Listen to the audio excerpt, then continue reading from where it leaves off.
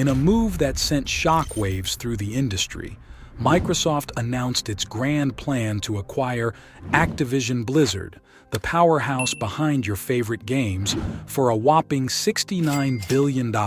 Impossible! If green-lighted by the regulators, this will be the biggest power move in the history of gaming. But what's in it for us, the gamers, the developers, and the future of this interactive wonderland? Let's dive in. So, why did Microsoft drop the big bucks on Activision Blizzard? Well, let's face it, Microsoft's been playing catch-up in the console wars.